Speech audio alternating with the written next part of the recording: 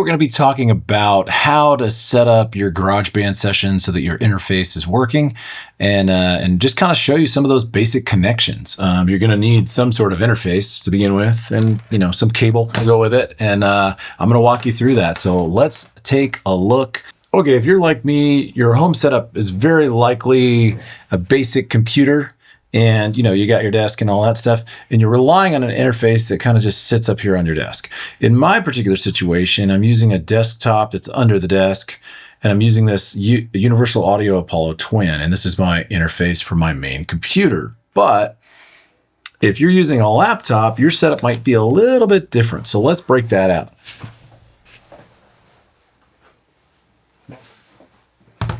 So if you're on a laptop, it's very likely that you're also then using a very small format interface. Here I have the M-Audio M-Track. It's a fairly old interface.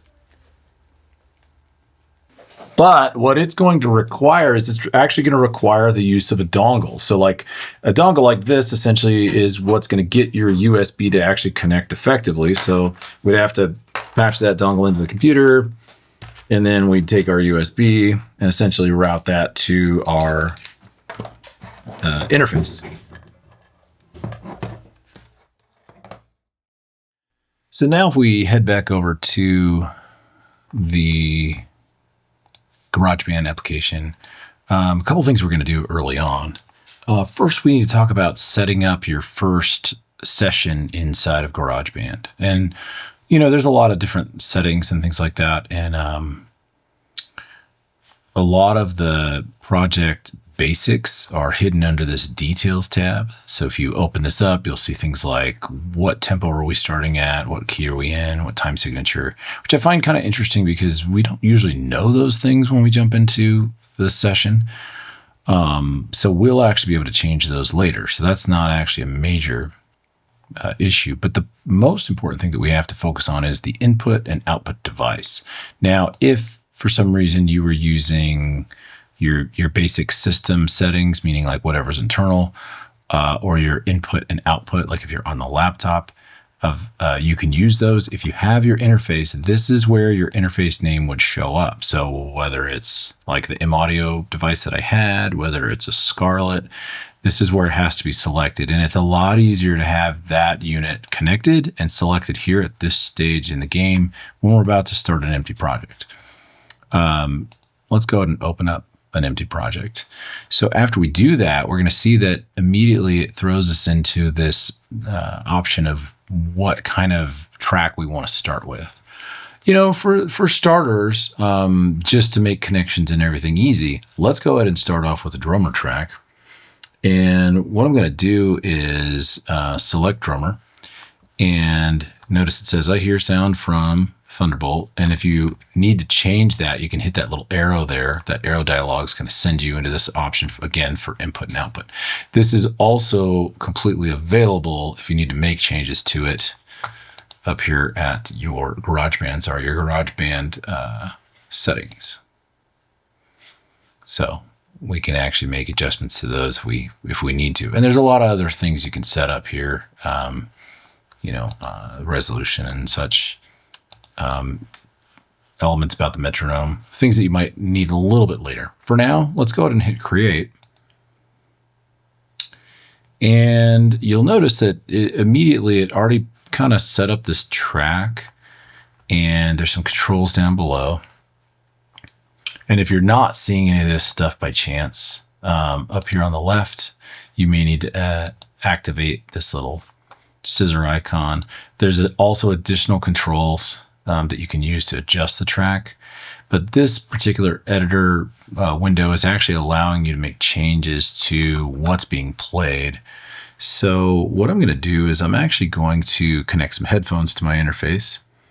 And in order to do that, if we go to the interface device itself, so like right now I'm using my Apollo Twin, and what I'm going to do is I'm going to actually patch right in here to the headphone unit, and then just essentially adjust my headphone volume, Make sure that that's connected. If you're directly connected to like a laptop, you can also make those adjustments there. So let's check out what's happening here inside of this particular set. I'm just going to use a space bar, push play.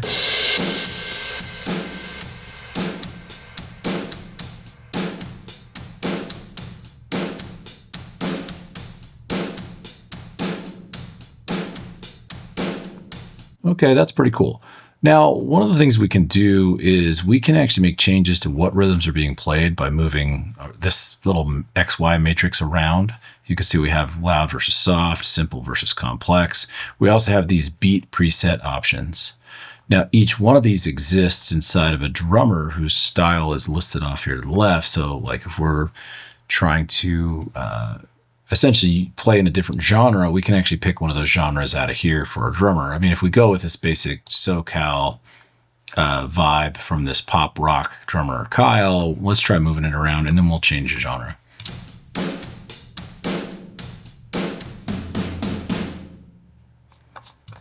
Oh, and actually as a overall starting point here, we're going to activate the loop. It's this little gray bar at the top. We can change the length of the loop up here at the top.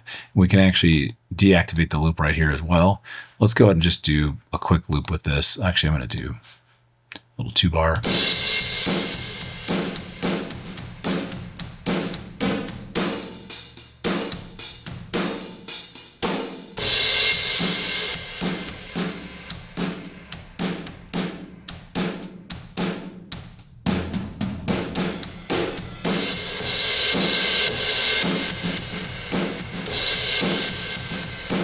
We can actually activate different elements here.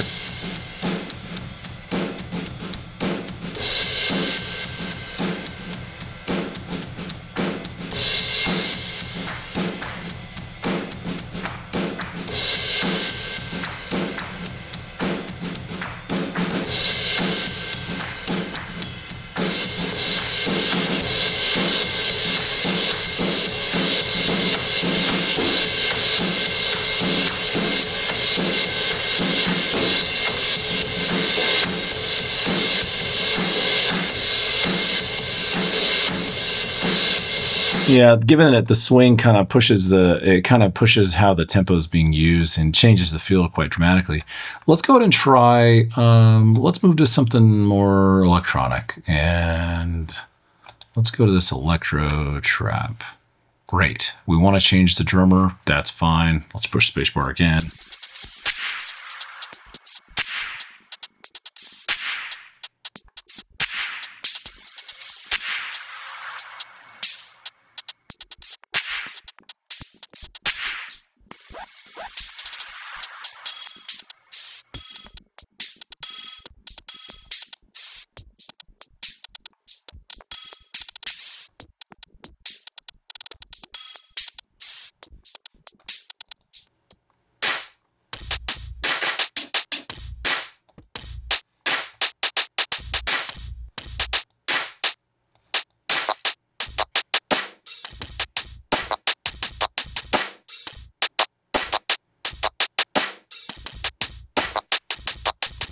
Yeah, okay, so we're at a good starting point. What we're gonna do now is I actually wanna set up, or go ahead and save this session so that we don't lose any of the stuff that we're working on right now. So you're gonna wanna pick a folder that you use quite regularly. Sometimes you want it to be like on an external hard drive. Let's say for this instance, for me, I'll put this on an existing folder that's here, but I'll call this Garageband sessions. Cool, create it. This can be, I don't know. I mean, depending on what's going on in life, we could just title it by the date or whatever the song name is we think we might want to work with. Once that's saved, the great part about this is we can just continue to save it as we go, as we build, and then we'll always be able to go back to it. So from here, what we can do, which is fantastic, is now that we have a beat, we can essentially do a number of things. We can go create a new track, And when we ask to create a new track, immediately it says like, well, what is it you want to do? Do you want to record? Do you want to throw in some sort of MIDI and such? And we can actually, let's say we just decide, well, for now, let's do audio on input 1. Okay, cool. So what I'm going to do is over here off to the right, you're going to see this little notepad and this little loop browser. So I'm actually going to open and activate my loop browser, and it's going to, work through whatever loops are brought in. Like you can download quite a few loops for Garageband for free that comes with Garageband. And it's just going to be able to kind of sort through those and bring them in. Actually, it is indexing. I'm really curious. Oh, okay, cool. For what we have, what I want is some sort of synth. So let's see if we can find something fun.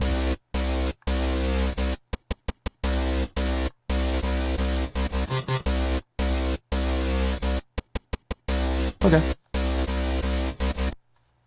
I'm going to bring this in. Let's see what this feels like against this rhythm on this drummer. And I might end up wanting to change the drum rhythm to match it a bit better.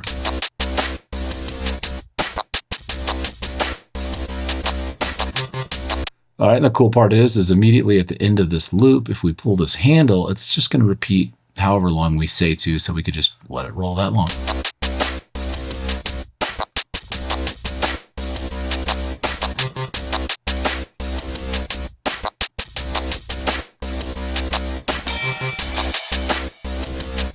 Okay, so I'm going to go ahead and save that. I'm just going to hit Command S because I'm on a Mac. I want to add something else to that. Let's see what we can figure out. Let's just try some things. Listen to some things real quickly.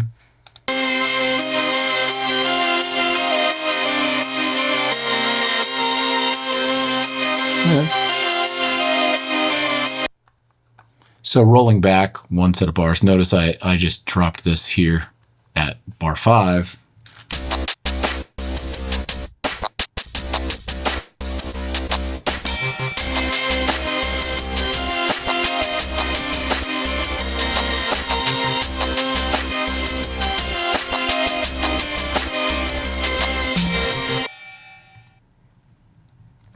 Okay, that's not bad. We're off to a pretty good start here. So really now we're pretty much already ready to be able to start doing some stuff. And so we're kind of at a place where we could essentially start writing in phrases, kind of building different sets and of phrasing to kind of work through this. So we could leave this rhythm as it is, or we can go to our next set of things. And we could set up a whole new drummer loop here afterwards. And the other thing is we can actually change some of these levels here. So we have volume and we have pan. And on each device itself, if we go to the controls icon here, there's things that we can control in each one. So you'll notice like this one has in the drummer, you have in controls, you have things like crush, which is, I'm assuming is some sort of compressor limiter. You got drive, low cut and high cut, which will essentially affect your highs and lows in the EQ. And then we have delay and reverb. Let's try a few of those kind of as we're cutting through this real quickly.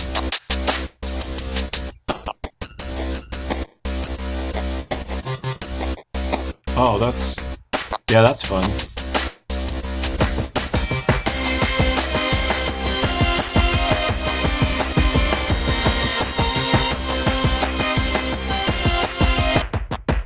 I'm going to solo this for a second, and this is this button right here, which gives us the ability to solo this so we can actually just listen to just what changed in that section. So it seems like the crusher is a lot more like a bit crusher, which is awesome. That's nice and fun and kind of edgy. And then the delay kind of kicks it out to the left, right in the headphones. If you're listening to the headphones or in stereo on your monitors, listen to what's happening here.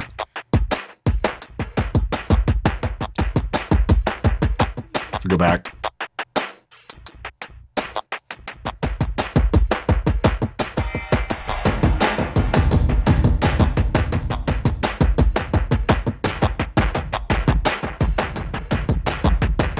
Now let's also take a look at the high cut, low cut, and notice the difference. So if I get the high cut, essentially is going to get rid of highs, the low is going to get rid of lows. Watch what happens.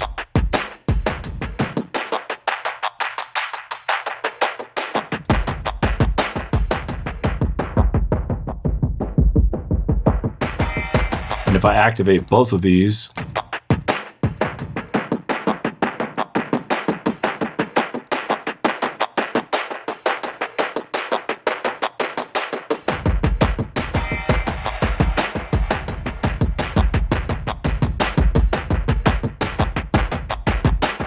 yeah, that's pretty fun. Okay, so now let's go check out the synth. I'm gonna hit Command S again to save that. Let's check the synth out at the beginning of this phrase for a moment.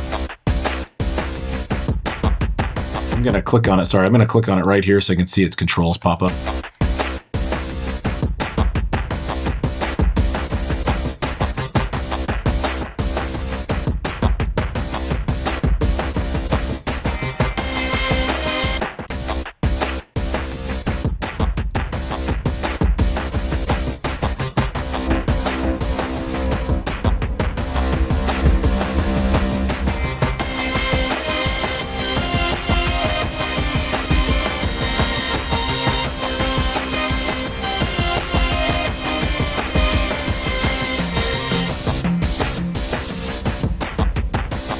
So I just gave it a little bit of, I gave it compression, so this would light up. Essentially, it's going to squash it a bit and give it some ambience, kind of made it a little bit more wide.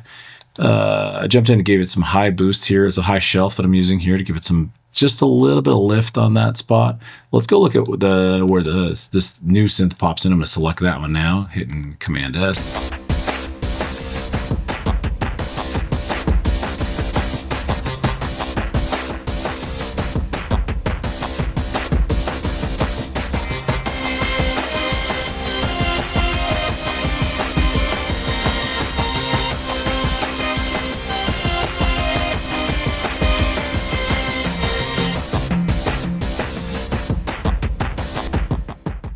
Okay, so basically we can just start stacking and building these, and then whenever we get to a place that we are super happy with this, we can essentially just export this. And what we're going to want to do is we're going to go to Share, and if you slide down, you'll see Export Song to Disk. This is going to get essentially this mix, and it's going to bounce it just as it's heard.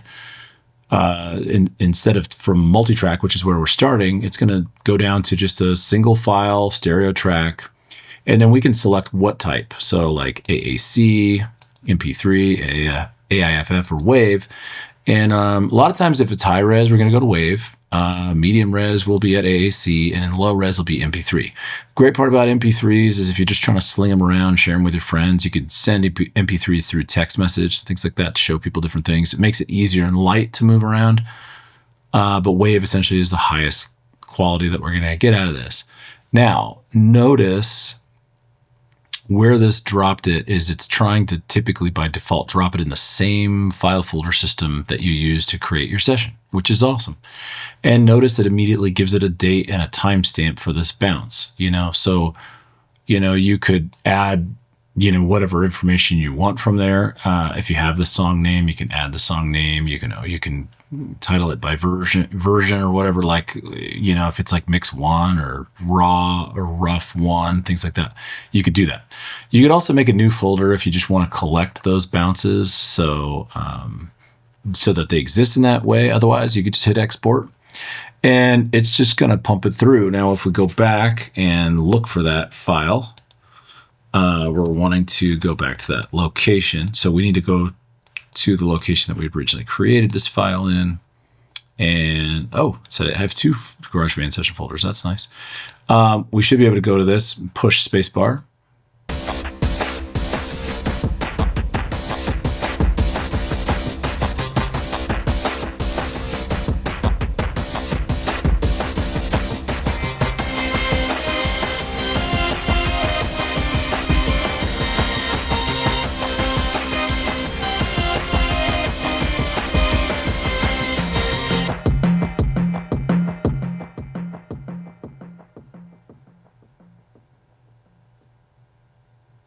Now notice it automatically gave it a tail or space at the end so that as it stops, it doesn't just dead stop. It trails and allows it to naturally do that. And that's awesome. So like that's already built in, which is great. Now, a couple other things that you could look at is like as you're building those, these are typically coming in with some sort of tempo in mind, but we can adjust the tempo here. It's going to make the tempo adjust for our overall session. So if we wanted it faster or slower, we had 84. Let's say we go super fast.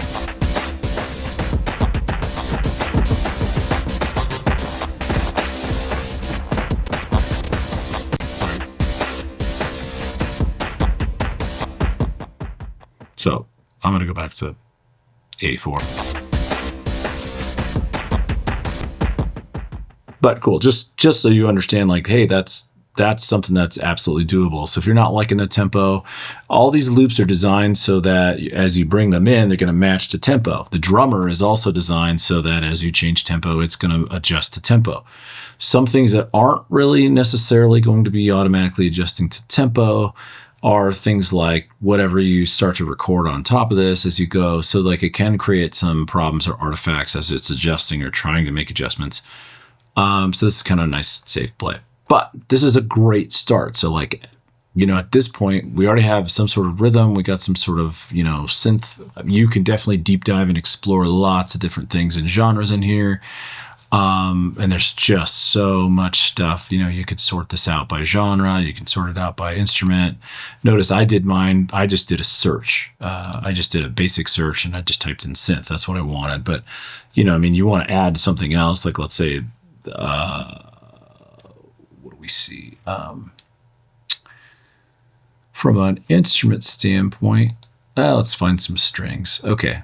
Hold on. Let's get rid of that part.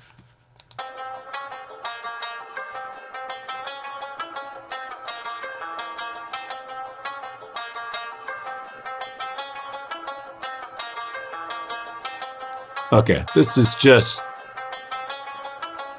too easy, right? Watch what I'm gonna do. Watch what I do. So this is just too easy. So I'm like, oh, that's a cool intro. Let's try it. So I'm gonna save it real quick.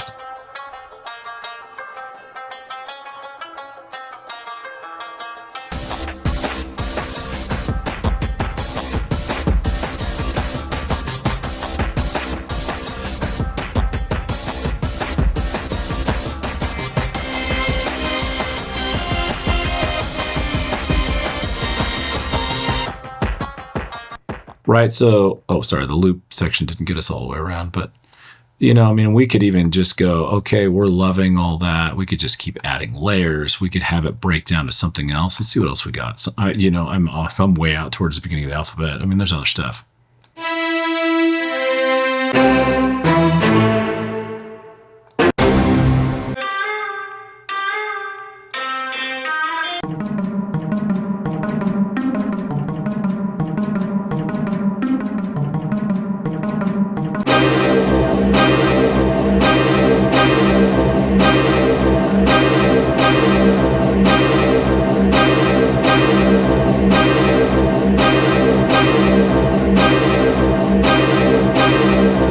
Yeah, I mean, like, this is something that you want to spend some time on. I would encourage you to spend some time on it. I would encourage you to kind of get comfortable with it and just, I don't know, have some fun.